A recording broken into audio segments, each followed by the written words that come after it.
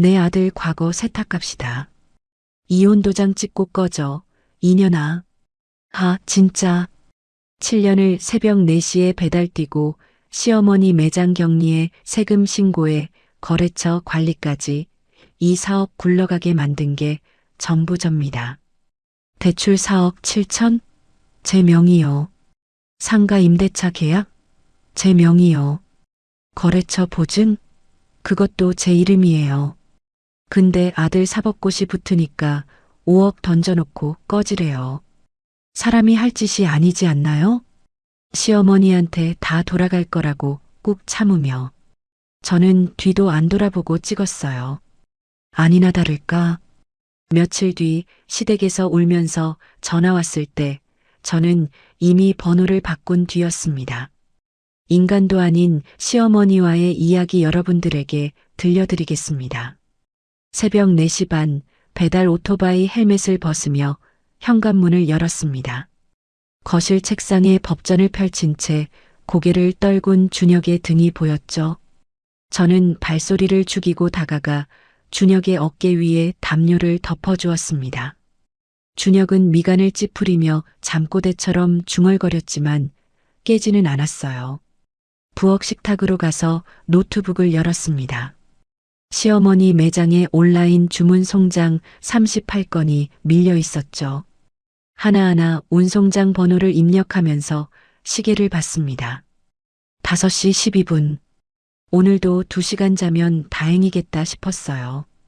이 온라인 스토어 계정도 세무 프로그램도 거래처 관리 시스템도 전부 제 개인 이메일로 개설한 것이었습니다. 시어머니가 컴퓨터 자판 하나 못 치시니까 처음부터 제 이름으로 만들 수밖에 없었죠. 며칠 뒤 사법고시 최종 합격자 발표일 아침이었습니다. 저는 부엌에서 된장찌개를 끓이고 있었는데 거실에서 준혁이 갑자기 의자를 박차고 일어나는 소리가 들렸어요. 할인아, 할인아. 준혁이 부엌으로 뛰어들어와 제 양팔을 잡았습니다. 준혁의 손이 떨리고 있었어요. 붙었어. 나 붙었어. 저는 국자를 내려놓고 준혁의 얼굴을 올려다봤습니다. 준혁의 눈가가 벌겋게 젖어 있었죠. 7년이었습니다. 새벽 배달, 과외 식당 일, 시어머니 매장 격리, 세무신고, 거래처 관리. 그 모든 날들이 이 한마디를 위한 것이었다는 생각에 다리에 힘이 풀렸어요. 준혁의 가슴에 얼굴을 묻고 소리 없이 울었습니다. 그날 저녁 시어머니 강말순 여사가 고급 한정식집에 가족을 불러 모았습니다. 저는 매장 납품업체 결제건이 남아서 30분 늦게 도착했어요. 문을 열고 들어서는데 시어머니가 제 쪽을 한번 흘끗 보더니 입꼬리를 내렸습니다. 밥 먹는 자리에 늦으면 어떡해. 시어머니가 부르면 다 제쳐놓고 와야지. 죄송합니다, 어머님. 납품업체 결제 마감이. 됐어. 앉아. 시어머니는 이미 준혁의 손을 두 손으로 감싸쥐고 계셨어요. 우리 준혁이, 우리 아들. 엄마가 얼마나 기다렸는지 몰라. 역시 내 아들이야. 저는 자리 끝에 앉아 물잔을 들었습니다. 축하의 말 한마디가 제게 돌아오지 않았지만 익숙한 일이었으니까요. 식사가 끝난 뒤 화장실을 가려고 복도로 나섰는데 거울 너머로 시어머니와 준혁이 서 있는 게 보였습니다. 시어머니가 준혁의 귀에 대고 뭔가를 속삭이고 있었어요. 준혁이 입술을 깨물며 머뭇거리다가 천천히 고개를 끄덕였습니다. 가슴이 서늘해졌지만 기쁜 날이니까 대수롭지 않게 넘겼죠. 합격 발표 사흘 뒤 오후 혼자 집에 있는데 초인종이 울렸습니다. 현관문을 여니 시어머니가 서 있었어요. 손에 서류 봉투를 들고 있었죠. 시어머니가 신발도 안 벗고 거실로 들어와 테이블 위에 서류를 펼쳤습니다. 이혼합의서. 그리고 제 통장에 5억이 입금된 내역서를 밀어놓았어요. 어머님, 이게 뭡니까? 시어머니가 팔짱을 끼고 저를 내려다봤습니다. 눈 크게 뜨고 잘 봐. 5억이야. 내 아들 과거 세탁값이다. 과거 세탁값이라뇨. 준혁이가 고시 7년 한 거, 자기 밥벌이도 못한 거, 세상 사람들이 알면 흠이야. 앞으로 법조계 나갈 사람한테. 그러니까 네가 깔끔하게 이혼 도장 찍고 꺼져. 알겠어? 저는 그 5억이 어디서 나왔는지 바로 알 수 있었습니다. 매장 운영 자금 계좌. 그 계좌의 입출금 흐름을 7년간 관리해온 사람이 접니다. 시어머니가 운영 자금에서 무리하게 빼낸 거였어요. 7년의 기억이 스쳤습니다. 매장 격리 장부를 새벽까지 맞추던 부엌 식탁. 시어머니 신용등급이 낮아서 제 명의로 사업대출 서류에 도장을 찍던 은행 창구. 가족이니까 당연한 거지하시며 거래처 보증일란에 제 이름을 쓰게 하셨던 날. 시어머니가 볼펜을 집어 제 앞에 내밀었습니다. 뭘 그렇게 뜸들여. 5억이면 내 인생에 다시는 못 볼 돈이야. 어서 찍어. 저는 볼펜을 받아들었습니다. 손이 떨리지 않았어요. 고요한 마음으로 이혼합의서에 도장을 찍었습니다. 네. 감사합니다, 어머님. 시어머니가 눈을 크게 떴습니다. 이렇게 순순히 나올 줄은 몰랐다는 표정이었어요. 잠깐 당황한 기색이 스치더니 이내 입꼬리를 올리며 서류를 챙겨 넣었습니다. 그래, 그렇게 나오는 게 맞지.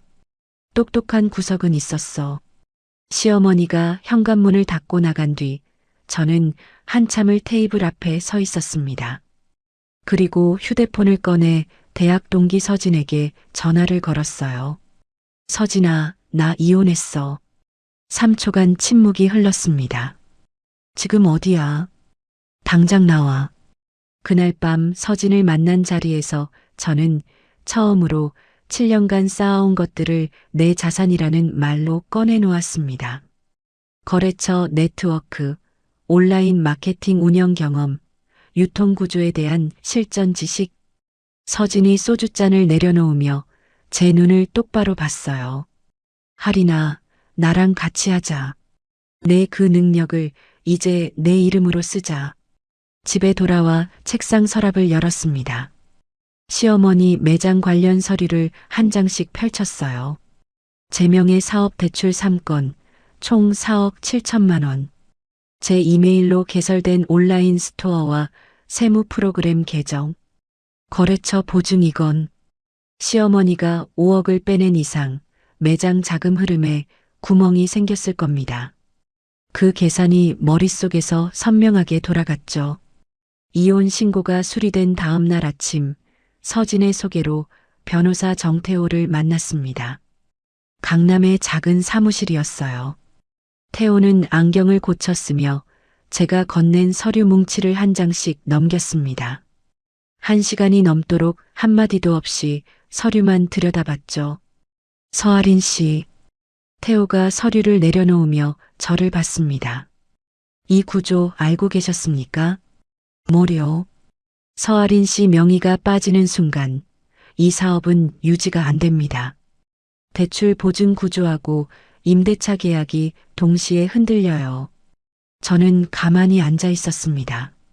7년간 느껴왔지만 한 번도 말로 정리하지 못했던 것을 누군가가 처음으로 또렷하게 짚어준 순간이었어요.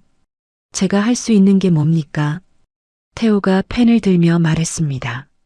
서아린 씨 명의로 된 것들 하나씩 정리합시다. 보증인 자리에서 빠지고 임대차 계약 명의도 회수하고 전부 서아린 씨의 정당한 권리입니다. 그날 오후 태호의 사무실에서 내용 증명 3통을 작성했습니다. 사업 대출 3건에 대한 보증인 해제 요청을 은행과 시어머니 양쪽에 보내고 상가 임대차 계약의 명의 변경을 임대인에게 통보했어요. 태호가 서류 한 건 한 건에 도장을 찍으며 확인해 줬습니다. 전부 이혼에 따른 정당한 권리 행사입니다. 걱정 마세요. 내용 증명을 보낸 뒤 저는 집으로 돌아와 노트북을 열었습니다. 시어머니 매장의 온라인 스토어 관리자 페이지에 접속했어요. 비밀번호를 변경했습니다. 세무회계 프로그램도 거래처 관리 시스템도 전부 제 개인 이메일로 만든 계정이었으니까 제 것에 대한 재접근 권한을 회수하는 것일 뿐이었죠. 마지막 비밀번호를 바꾸고 노트북을 닫는 순간 손가락 끝이 미세하게 떨렸습니다. 하지만 후회는 아니었어요. 같은 시각 시어머니는 매장에서 제게 전화를 걸고 있었을 겁니다. 이번 달 부가세 신고 마감일이 다가오고 있었으니까요. 7년간 한 번도 빠짐없이 제가 처리해왔던 일. 전화가 연결되지 않았을 때 시어머니는 어떤 표정을 지었을까요? 이틀 뒤 서진에게서 전화가 왔습니다. 할인아, 원룸 하나 찾았어. 보증금 싸고 여기랑 가까워. 내일 같이 가보자. 응, 고마워. 저는 짐을 쌌습니다. 5억 중 4억 5천은 창업 자금으로 묶어두고 나머지로 보증금과 최소한의 생활비만 남겼어요. 좁은 원룸 책상 위에 노트북을 펼치고 사업계획서 초안을 쓰기 시작했습니다. 브랜드 이름은 서진이 정해줬어요. 루미에르. 7년간 시어머니 매장을 운영하면서 파악한 유통구조의 허점, 온라인 판매의 전환율, 거래처 협상의 핵심 포인트, 전부 제 머릿속에 그대로 남아 있었습니다. 남의 가게를 위해 쓰던 지식이 이제 제 이름 아래로 옮겨오고 있었죠. 그날 밤 서진이 원룸에 찾아와 맥주캔을 따며 물었습니다. 야, 근데 시어머니가 이번 달 부가세 신고 넘길 수 있을까? 저는 노트북 화면에서 눈을 떼지 않은 채 잠시 생각했어요. 못 넘기겠지. 그럼 어쩌려고. 그건 더 이상 내 문제가 아니야. 그 말을 입 밖으로 내뱉는 순간 어깨 위에 올라앉아 있던 짐 하나가 툭 떨어져 내리는 게 느껴졌습니다. 서진이 맥주캔을 제 쪽으로 밀어주며 웃었어요. 드디어 족쇄 풀렸다. 이할인. 저는 맥주를 한 모금 마시고 다시 화면을 봤습니다. 사업계획서 첫 페이지 상단에 적힌 루미에르라는 글자가 눈에 들어왔죠. 내 이름으로 하는 첫 번째 일. 손가락이 키보드 위에서 다시 움직이기 시작했습니다. 한편 시어머니는 제가 비밀번호를 바꾼 사실을 알게 되었을 겁니다. 매장 컴퓨터 앞에 앉아 세무 프로그램에 접속하려 했을 테고, 로그인이 안 됐을 테고, 온라인 스토어 관리자 페이지도 열리지 않았을 테고, 거래처 담당자 연락처가 전부 제 휴대폰에만 저장되어 있다는 걸 깨달았을 때, 시어머니는 처음으로 7년간 며느리가 뭘 해왔는지 체감했을 겁니다. 그로부터 이틀 뒤 내용 증명이 시어머니에게 도착했습니다. 태호에게서 확인 전화가 왔어요.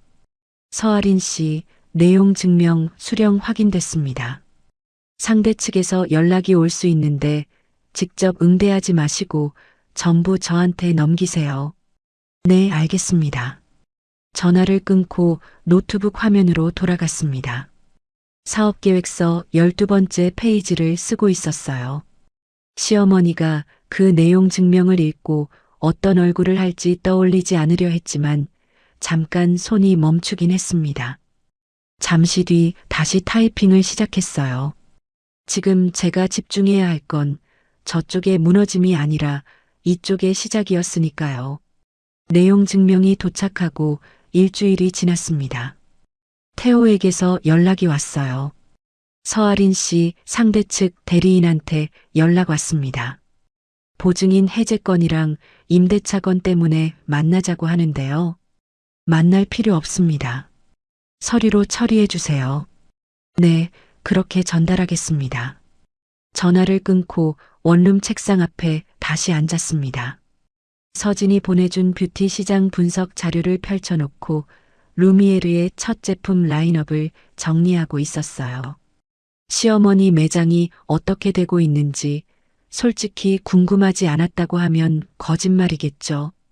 하지만 제가 할 일은 여기 이 화면 안에 있었습니다. 시어머니의 매장은 눈에 보이는 속도로 흔들리고 있었을 겁니다. 제가 관리하던 온라인 스토어가 일주일째 방치되면서 주문 미처리 건이 200건을 넘겼다는 걸 저는 나중에 태호를 통해 전해 들었어요. 고객 항의가 쏟아졌고 시어머니가 직접 컴퓨터 앞에 앉았지만 제 계정으로 세팅된 관리자 페이지에 접속 자체가 안 됐으니 하루 종일 화면만 들여다보다 포기했다고 했습니다. 같은 주에 거래처에서도 연락이 갔다고 들었어요. 제 이름으로 계약되어 있던 원단 거래처와 부자재 납품업체에서 계약 당사자인 서아린이 해지를 통보해 왔으니 새로운 계약자를 세우지 않으면 납품을 중단하겠다는 내용이었죠. 시어머니는 그 거래처들이 처음부터 저와의 신뢰를 기반으로 유지되고 있었다는 걸 그제야 아셨을 겁니다. 저는 그 소식을 듣고도 아무것도 하지 않았습니다.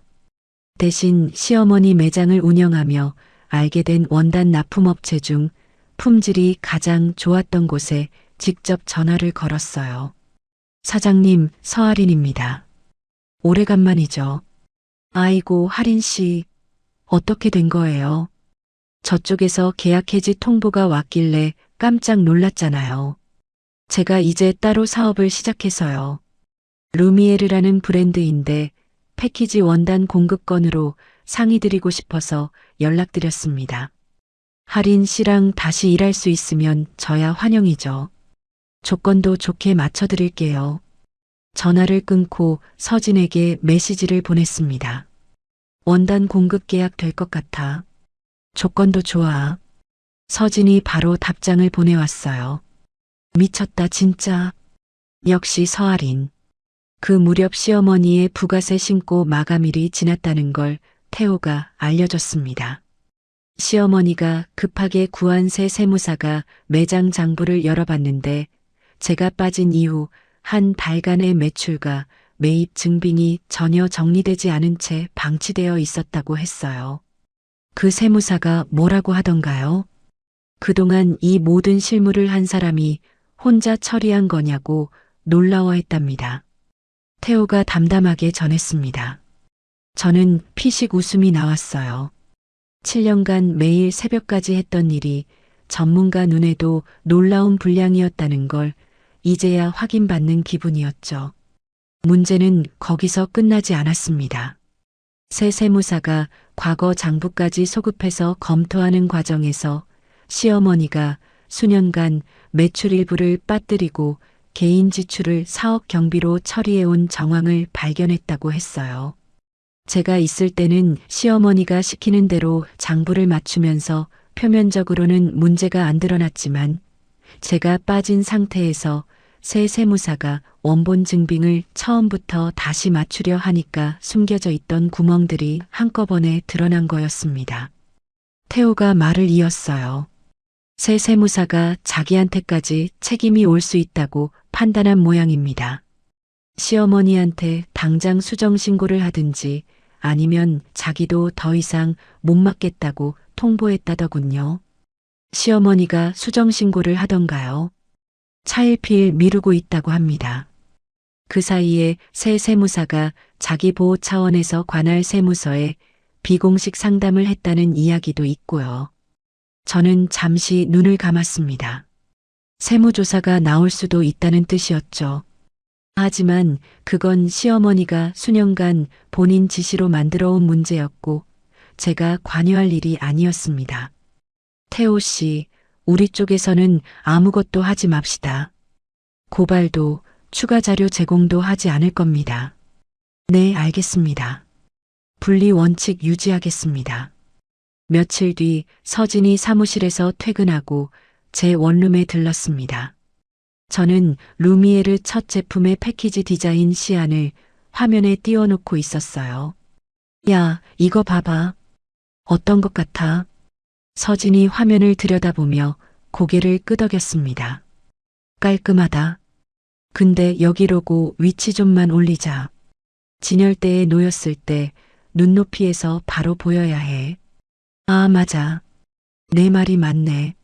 서진이 맥주 캔을 따며 옆에 앉았어요. 근데 시어머니 쪽 많이 심각한가 봐. 태호 씨 말로는 세무조사까지 갈 수도 있대. 자업자득이지 뭐. 서진이 맥주를 한 모금 마시며 말했습니다. 근데 너 괜찮아? 아무래도 7년 있었던 데니까. 저는 디자인 시안을 수정하면서 대답했어요. 괜찮아. 이상하게 마음이 편해. 7년 동안 늘 어깨가 무거웠는데 지금은 그게 없어. 서진이 제 어깨를 한번 툭 치며 웃었습니다. 그래, 이제 그 어깨로 내 짐만 져. 남의 짐은 그만 지고. 그날 밤 서진이 돌아간 뒤 저는 태호에게서 온 문자를 확인했습니다. 시어머니 측에서 은행 보증인 교체권 관련 추가 담보 제공이 어렵다는 회신이 왔습니다. 은행에서 대출금 전액 상환을 요구할 수 있다는 공문을 발송할 예정입니다. 대출 3건 총 4억 7천만 원. 거기에 시어머니가 제게 건넨 5억을 운영 자금에서 무리하게 빼냈으니 매장 계좌 잔고까지 바닥난 상태. 시어머니가 보증인을 교체할 수도 추가 담보를 잡을 수도 없다면 매장은 버틸 수 없을 겁니다. 휴대폰을 내려놓고 천장을 올려다봤습니다. 준혁이 이 상황을 알게 되면 어떤 얼굴을 할까 잠깐 떠올랐어요. 사법고시에 합격한 아들이 어머니 사업이 무너지는 걸 지켜봐야 하는 상황. 하지만 그것도 제 문제가 아니었습니다. 저는 몸을 일으켜 다시 책상 앞에 앉았어요. 루미에르 사업계획서의 마지막 장을 열고 예상 손익계산을 다시 한번 점검했습니다. 내일 아침 서진과 만나서 첫 제품 샘플 발주를 넣기로 한 날이었거든요. 노트북 화면에 흰 불빛이 좁은 원룸을 비추고 있었습니다. 이 방은 좁지만 처음으로 오롯이 제 공간이었죠. 키보드를 두드리는 손가락에 힘을 주며 마지막 숫자를 입력했습니다. 서진과 함께 루미에르 첫 제품 샘플을 완성한 날이었습니다. 원룸 책상 위에 샘플 박스 3개를 나란히 놓고 서진이 하나씩 뜯어보며 고개를 끄덕였어요. 질감 좋다. 이 정도면 사전 홍보 바로 들어가도 되겠는데. 나도 그렇게 생각해. 온라인 채널 세팅은 어디까지 됐어? 다 해놨지. 시어머니 매장 운영할 때 네가 쓰던 방식 그대로 적용했어. 사전 등록 페이지도 열어놨고. 서진이 휴대폰 화면을 보여줬습니다. 사전 주문 등록자 수가 이미 300명을 넘기고 있었어요. 아직 판매도 시작하지 않았는데. 반응 빠르다. 네가 7년간 갈아 넣은 노하우가 그대로 먹히는 거야. 이건 진짜 되겠다, 하리나. 서진이 샘플 박스를 다시 포장하며 씩 웃었습니다. 같은 시각 태호에게서 전화가 왔어요. 서아린 씨, 시어머니 측 대리인한테 연락이 왔습니다. 서아린 씨와 직접 면담을 요청하고 있어요. 직접 만날 이유 없습니다. 모든 소통은 태호 씨를 통해서만 하겠습니다. 네, 그렇게 전달하겠습니다. 전화를 끊자 서진이 물었습니다. 시어머니 쪽에서 면담 요청 거절했어. 당연하지. 감정으로 흔들려고 하는 거잖아. 절대 만나지 마. 저도 같은 생각이었어요. 시어머니가 저를 직접 만나려는 건 법적으로 해결할 수 없으니 감정에 호소하려는 거였으니까요. 면담 요청이 거절된 다음 날 태호가 또 연락을 해왔습니다. 시어머니 매장 직원 2명이 사직서를 냈다고 합니다. 밀린 급여 때문이래요. 그래요. 30년 넘게 운영한 매장에 이제 시어머니 혼자 남은 거죠.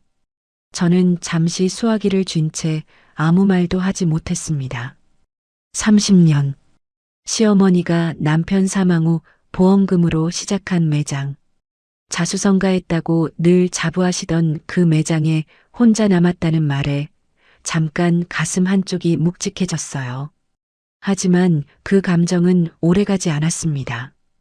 태호 씨, 우리 쪽에서는 변함없이 아무것도 하지 않습니다. 네, 알겠습니다. 그 무렵 준혁 쪽에서도 일이 벌어지고 있었다는 걸 나중에 알게 됐습니다. 시어머니가 준혁의 재혼 상대로 추진하던 한도윤의 아버지 한정수 변호사가 준혁에게 점심을 제안했다고 해요. 한정수가 식사 자리에서 준혁에게 이렇게 말했다고 합니다. 준혁 씨, 어머니 사업에 세무조사가 나왔다는 이야기를 들었어요. 전 부인 명의로 된 문제가 상당하다면서 준혁이 아무 대답도 못하고 수저만 내려놓았다고 했어요. 한정수가 물잔을 들며 이어서 말했대요. 이런 상황에서 혼담을 진행하기는 어려울 것 같습니다. 서로 생각할 시간이 필요하지 않겠습니까? 사실상 혼담 재고를 통보한 거였죠. 그리고 며칠 뒤 한도윤이 직접 아버지에게 먼저 말했다고 합니다. 아버지, 이 혼담은 제가 정리할게요. 아버지가 안 하셔도 돼요. 도윤이 스스로 철회를 결정한 거였어요. 한정수가 준혁에게 직접 전화를 걸어 한마디만 했다고 합니다. 준혁 씨, 집안 문제가 정리될 때까지 진행하기 어렵겠습니다. 전화가 끊기고 준혁은 어머니의 사업 붕괴, 세무조사, 재혼 파기라는 세 개의 벽 앞에 혼자 서 있게 됐다고 했어요. 사법고시 합격이라는 타이틀이 아무런 방패도 되지 못했던 거죠. 저는 이 소식을 태호를 통해 전해 들었습니다. 준혁이 처음으로 자기 처지를 직시했을 거라는 생각이 들었어요. 7년간 제가 어머니 매장의 실무를 전담하고 있다는 걸 알면서도 가볍게 여겼던 무관심, 제 명의로 대출과 보증이 진행되는 걸 가족이니까라며 묵인했던 비겁함, 어머니의 이혼 요구를 막지 못했던 나약함, 그 모든 게 한꺼번에 무게가 됐겠죠. 하지만 그건 준혁의 문제였고 저는 제 일에 집중했습니다. 루미에르의 사전 홍보가 예상보다 빠르게 반응을 얻고 있었어요. 서진의 마케팅 감각과 제가 7년간 쌓은 온라인 판매 경험이 맞물리면서 판매 시작 전부터 사전 주문이 쌓이기 시작했습니다. 서진이 사전 주문 현황을 보며 흥분한 목소리로 전화를 걸어왔어요. 하리나, 사전 주문 500건 넘었어. 아직 정식 오픈도 안 했는데. 진짜? 벌써? 네가 시어머니 매장에서 쓰던 상세 페이지 구성법, 그거 그대로 먹히더라. 전환율 미쳤어. 저는 전화를 끊고 원룸 창밖을 내다봤습니다.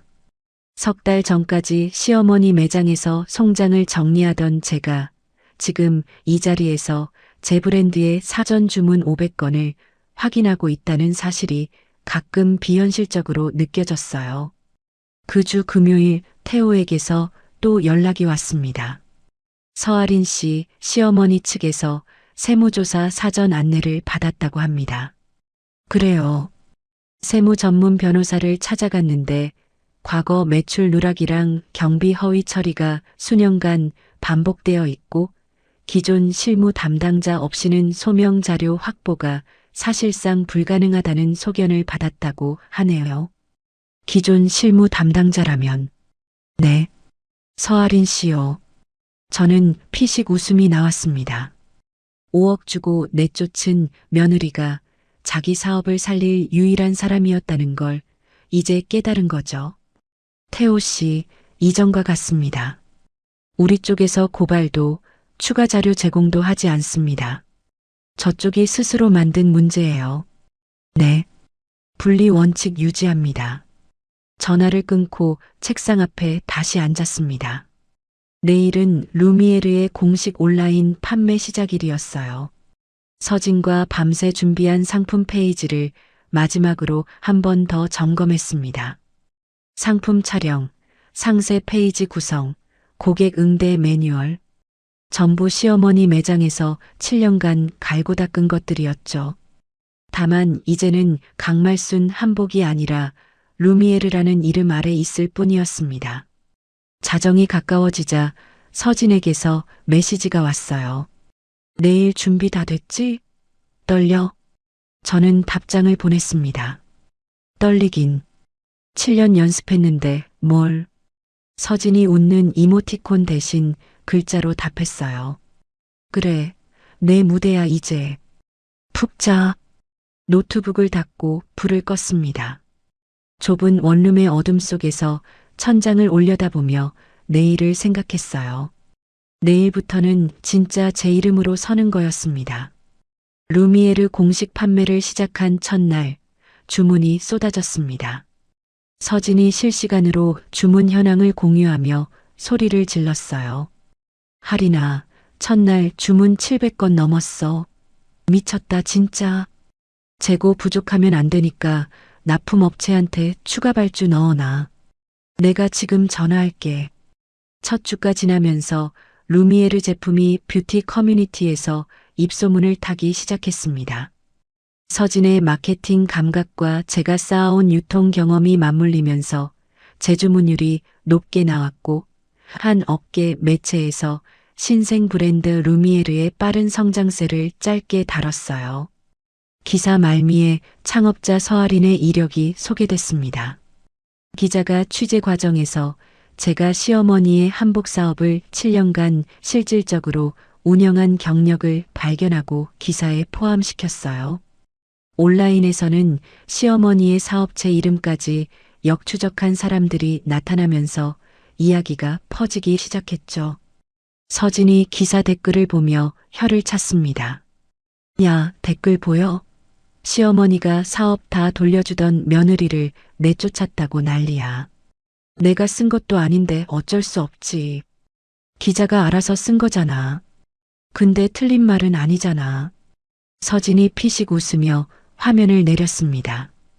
그로부터 며칠 뒤 모르는 번호에서 메일이 왔어요. 발신자 이름은 한도윤이었습니다. 서아린님, 저는 한도윤입니다. 최준혁 씨의 맞선 상대였던 사람이에요. 먼저 이 관계를 밝히는 게 맞다고 생각해서 말씀드립니다. 제가 참여하고 있는 로펌 지식재산 전문팀에서 신생 뷰티 브랜드의 상표 보호 업무를 확대하고 있는데 루미에르의 법률 자문을 제안드리고 싶습니다. 관심 있으시면 답변 부탁드려요. 저는 메일을 읽고 한참 화면을 들여다봤습니다. 전 남편의 맞선 상대였던 여자. 경계심이 먼저 들었어요. 서진에게 메일을 보여주자 서진이 팔짱을 끼며 미간을 좁혔습니다. 뭐야 이 사람. 갑자기 왜? 상표 보호 쪽으로 자문을 하고 싶대. 근데 하필이면 준혁 맞선 상대가 좀 찝찝한데. 나도 그래. 근데 저는 도윤이 메일에 첨부한 상표 분쟁 사례 분석 자료를 열어봤습니다. 해외 유사 브랜드가 먼저 상표를 등록해서 국내 브랜드가 이름을 빼앗긴 사례, 사전 방어 전략. 꼼꼼하고 전문적이었어요. 서진아, 이 자료 한번 봐봐. 서진이 화면을 들여다보며 천천히 스크롤을 내렸습니다. 입술을 삐죽거리던 서진이 고개를 살짝 기울였어요. 일은 잘하네. 일단 한번 만나보자. 감정이 아니라 사업적으로 필요한 판단이야. 알겠어. 근데 내가 옆에 있을 거야. 당연하지. 한편 같은 시기 태호에게서 시어머니 쪽 소식이 또 전해졌습니다. 세무조사가 본격적으로 시작됐고 조사관이 과거 5년간의 매출 신고 내역과 실제 입금 내역 사이의 차이를 하나씩 추적하고 있다고 했어요. 추징 예상 금액이 가산세 포함 7억을 넘어섰다는 말에 저도 모르게 숨을 멈췄습니다. 7억이요? 네. 거기에 대출 4억 7천 상환 압박이 동시에 가고 있으니까 시어머니 전 재산을 합쳐도 부채 총액에 크게 못 미칩니다. 그리고 하나 더. 시어머니가 과거 사업 확장하면서 지인 명의를 빌려 체결했던 계약건이 세무조사 과정에서 드러났습니다. 그 지인이 자기 책임을 줄이려고 시어머니가 요청해서 명의를 빌려준 거라는 진술서를 세무서에 냈다고 해요. 저는 수화기를 쥔 채 한참을 말하지 못했습니다. 시어머니가 스스로 만든 구멍이 한꺼번에 터지고 있었어요. 태호 씨, 이전과 같습니다. 네, 알겠습니다. 분리 원칙. 전화를 끊고 나서 잠시 창밖을 봤습니다. 시어머니의 얼굴이 떠올랐어요. 5억을 테이블 위에 밀어놓으며 내 아들 과거 세탁값이다라고 말하던 그 표정. 지금쯤 텅 빈 매장에서 어떤 얼굴을 하고 계실까. 하지만 저는 고개를 돌려 다시 화면을 봤습니다. 혼담이 철회되고 열흘이 지난 어느 날 서진에게서 전화가 왔어요. 하리나, 준혁이 내 회사 이메일로 연락해 왔어. 뭐? 너한테 면담을 요청하고 싶대. 내 이메일을 어디서 수소문한 건지 모르겠는데. 저는 전화기를 쥔 채 입술을 깨물었습니다. 법적으로 만날 필요 전혀 없어. 네가 알아서 거절해도 돼. 서진이 단호하게 말했어요. 저는 하루를 고민했습니다. 밤새 뒤척이다가 새벽에 서진에게 문자를 보냈어요. 마지막으로 한 번만 만날게. 서진이 바로 답했습니다. 왜? 만날 이유 없잖아. 나도 마무리가 필요해서. 서진이 한참 뒤에 답장을 보내왔어요. 알겠어. 근데 흔들리지 마. 다음 날 오후 강남의 조용한 카페에서 준혁을 마주 앉았습니다. 며칠간 잠을 못 잔 듯 눈밑이 어두웠고 볼이 패여 있었어요. 준혁이 커피잔을 감싸 쥐며 먼저 입을 열었습니다. 하리나, 네가 어머니 사업을 이 정도로 돌리고 있었는지 정말 몰랐어. 저는 준혁의 눈을 똑바로 봤습니다. 몰랐던 게 아니라 알려고 하지 않았던 거야. 준혁이 고개를 떨구었어요. 커피잔을 감싼 손가락에 힘이 들어가는 게 보였습니다. 한참의 침묵이 흘렀죠. 어머니가 한 일은 내 뜻이 아니었어. 네가 돌아와서 다시 정리해 줄 수는 없을까? 저는 그 한마디를 듣는 순간 정확히 알 수 있었습니다. 이 사람은 나를 다시 원하는 게 아니라 나의 능력을 다시 이용하고 싶은 거라는 거요. 자리에서 일어났습니다. 돌아갈 곳은 없어. 어머니 법적 문제 수습하는 게 지금 네가 해야 할 일이야. 준혁의 얼굴이 굳어졌습니다. 저는 유리문을 밀고 나오며 한 번 뒤를 돌아봤어요. 준혁이 커피잔을 내려다보며 미동도 하지 않는 게 보였습니다. 저는 돌아서서 걸었어요. 발걸음이 가벼웠습니다. 카페를 나온 그날 저녁 원룸으로 돌아와 서진과 함께 루미에르의 공식 판매 현황을 점검했습니다. 첫 달 매출이 예상치를 크게 넘기고 있었어요. 하리나, 재주문율 봐. 40% 넘었어.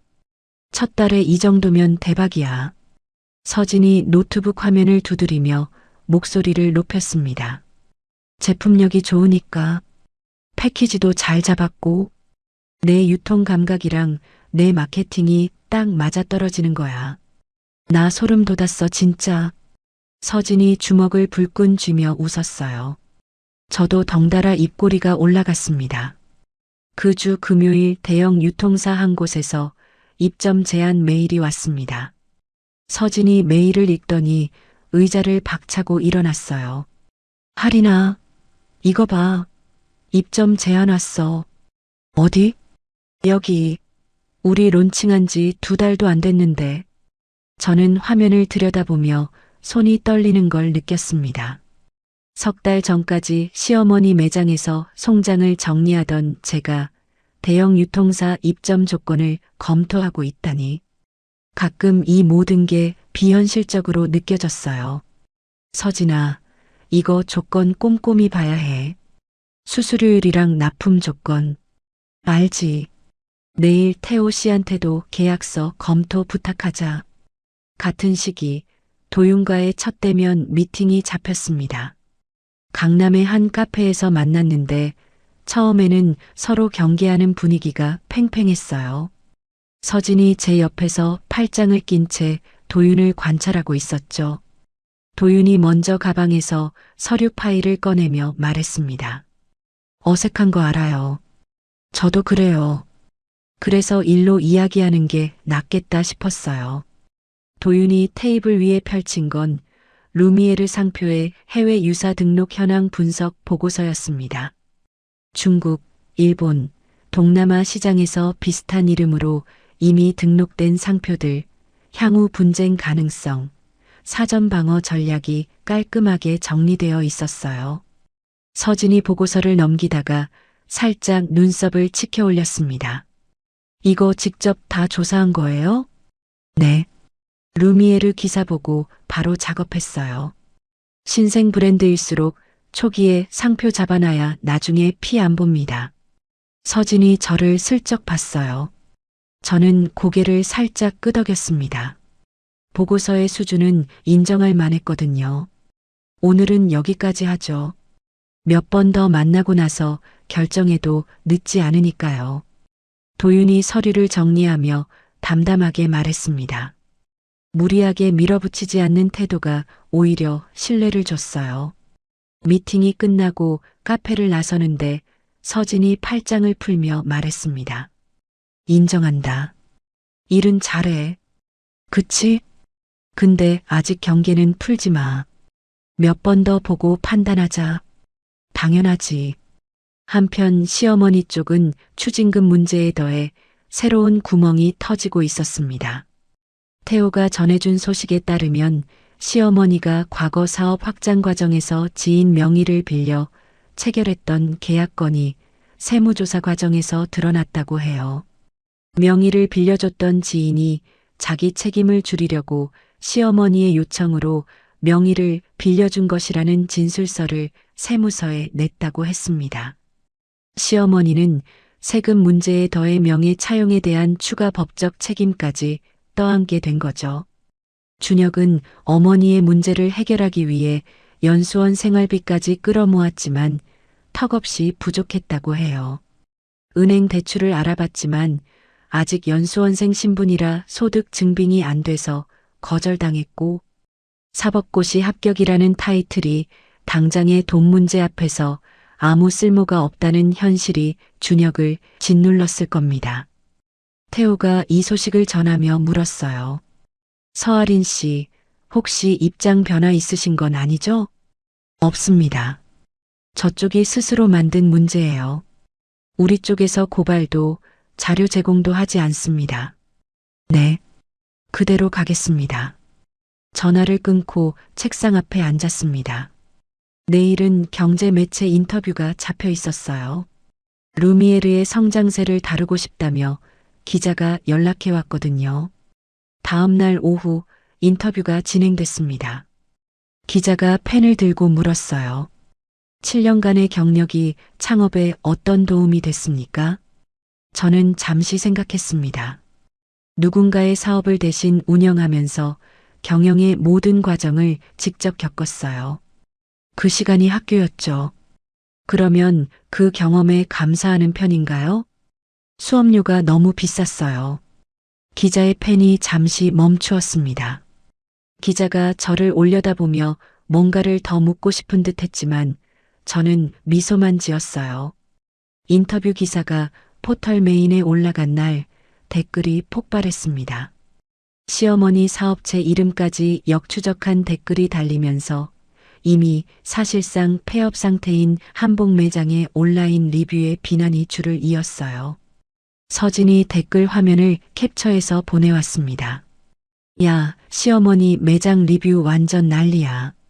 근데 너 일부러 이름 언급한 거 아니지? 당연히 아니지. 기사 어디에도 시어머니 이름이나 매장 이름 안 나와. 사람들이 알아서 찾은 거야. 그치. 네가 한 건 그냥 내 이야기를 한 것뿐이니까. 그날 밤 태호에게서 짧은 문자가 왔습니다. 시어머니가 준혁에게 전화해서 할인이 자신을 망하게 하려고 언론에 다 퍼뜨린 거라고 울며 호소했다고 합니다. 참고만 하세요. 저는 문자를 읽고 휴대폰을 내려놓았습니다. 기사 어디에도 시어머니를 직접 공격하는 내용은 없었어요. 저는 그저 제 이야기를 했을 뿐이었죠. 그리고 준혁이 처음으로 어머니에게 반박했다는 말도 나중에 전해 들었습니다. 할인이는 우리를 공격한 게 아니라 자기 일을 하고 있는 거야. 준혁이 어머니에게 그렇게 말했다고 해요. 전화가 끊긴 뒤 시어머니는 텅 빈 매장에 홀로 앉아 있었을 겁니다. 7년 전 제가 처음 장부를 정리하며 어머님, 세금 처리가 좀 잘못되어 있는 것 같은데요 라고 조심스럽게 말했을 때 시끄러워. 네가 뭘 알아라며 면박을 주셨던 그 기억을 떠올리셨을까요?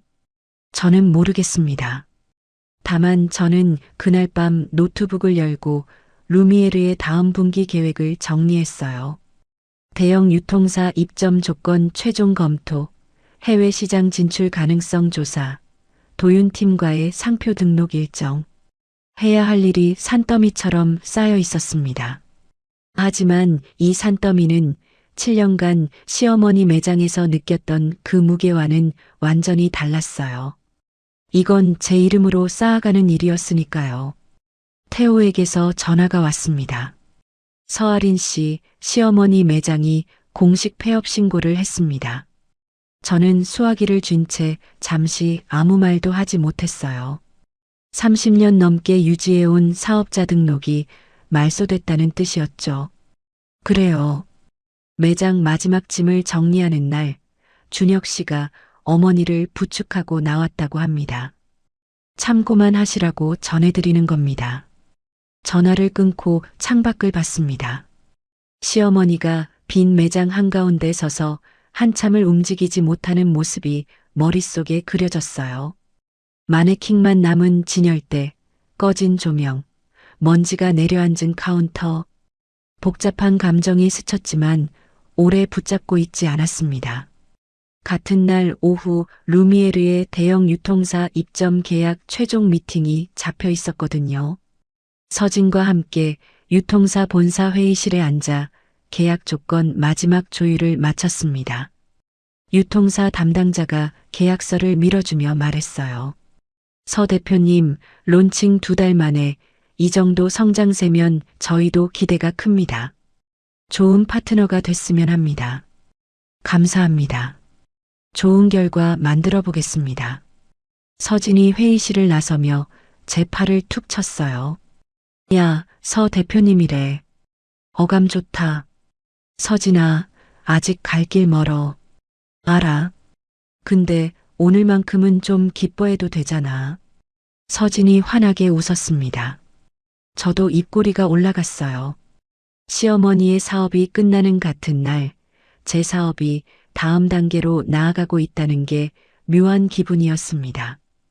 유통사 입점이 확정되면서 사업 규모가 커졌어요. 직원 수가 10명을 넘기면서 첫 정식 사무실로 이전하는 날이 왔습니다. 서진이 사무실 입구에 루미에르 간판을 직접 걸었어요. 사다리 위에 올라서서 간판을 고정시키며 소리쳤습니다. 할인아, 올려다봐. 저는 고개를 들어 간판을 봤습니다. 루미에르.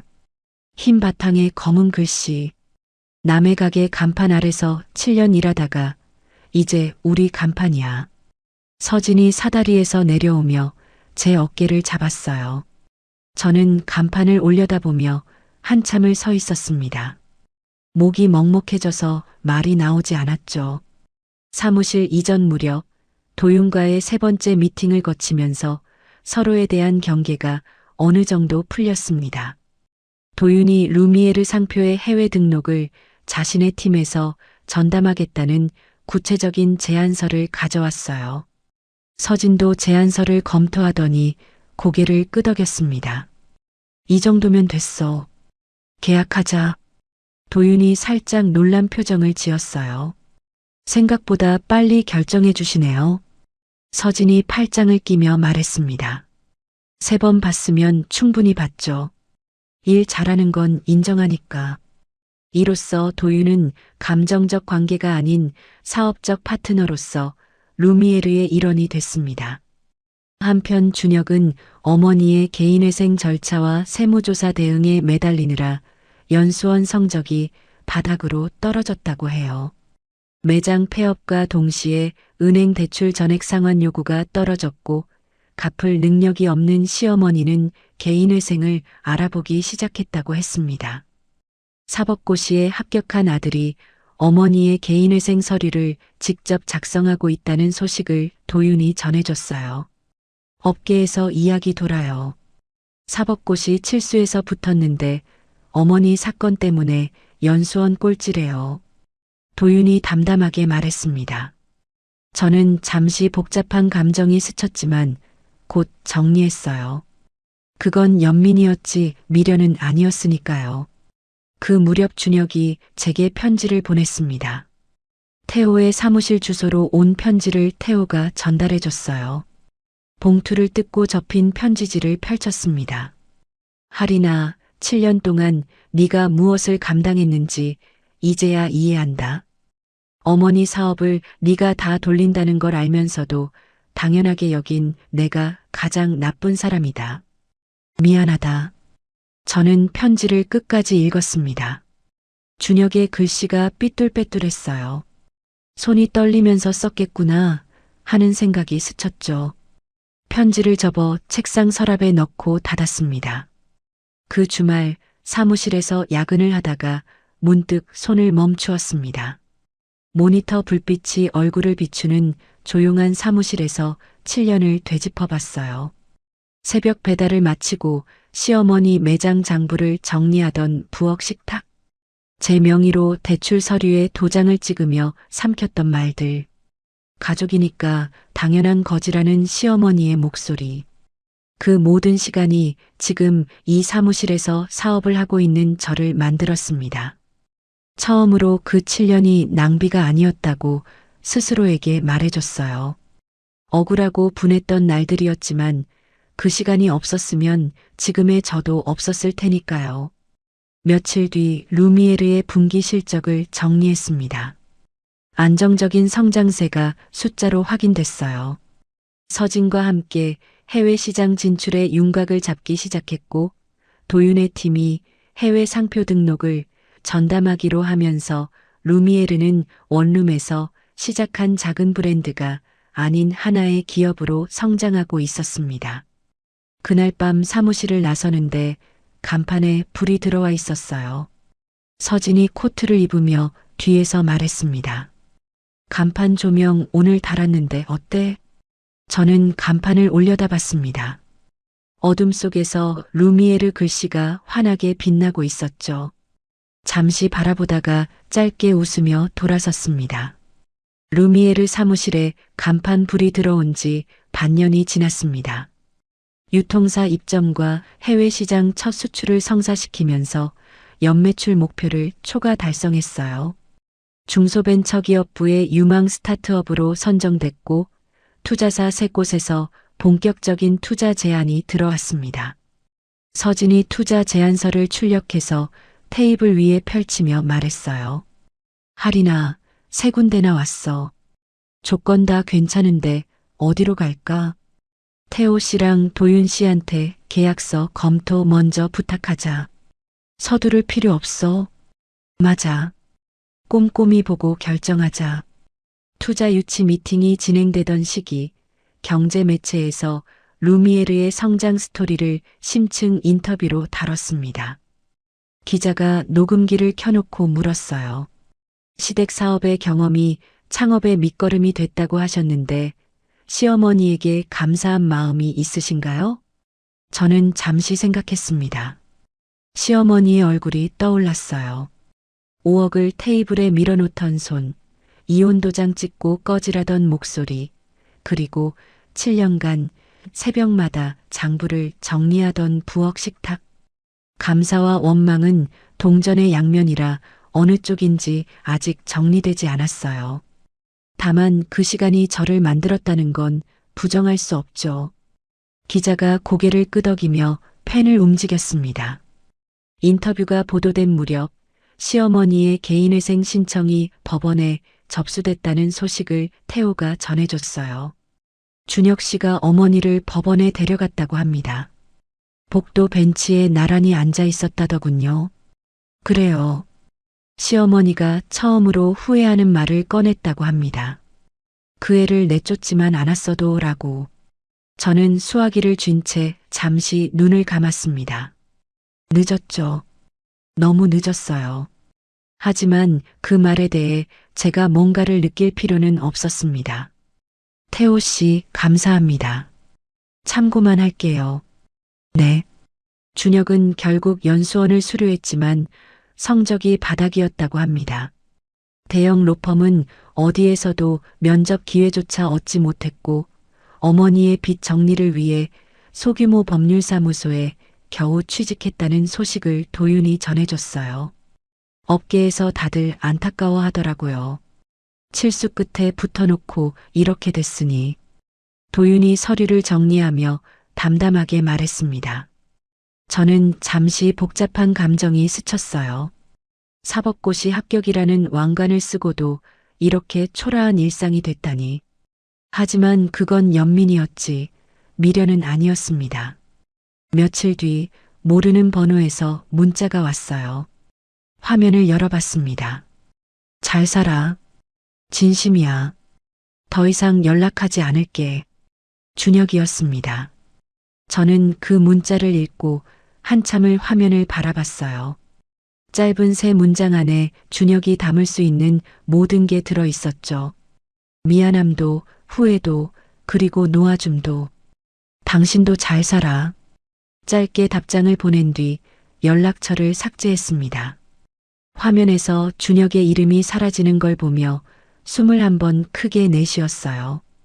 7년의 마지막 끈이 끊어지는 소리 같았습니다. 준혁에게 마지막 답장을 보낸 그 주 투자 계약 서류가 최종 확정됐어요. 사무실 회의실에서 서진과 나란히 앉아 서류를 펼쳤습니다. 대표이사 서아린이라고 적힌 칸 옆에 도장을 찍는 순간 서진이 말했어요. 대학교 때 기숙사에서 화장품 만들어 팔던 우리가 여기까지 왔다. 저는 웃으면서도 도장을 찍는 손이 살짝 떨렸습니다. 서진이 그 떨림을 봤는지 제 손을 한번 꾹 잡아줬어요. 투자 계약을 기념해서 사무실에서 소규모 파티를 열었습니다. 서진과 도윤, 태호, 그리고 루미에르 초기 직원들이 종이컵에 샴페인을 따라 건배했어요. 도윤이 제 옆으로 와서 종이컵을 부딪히며 말했습니다.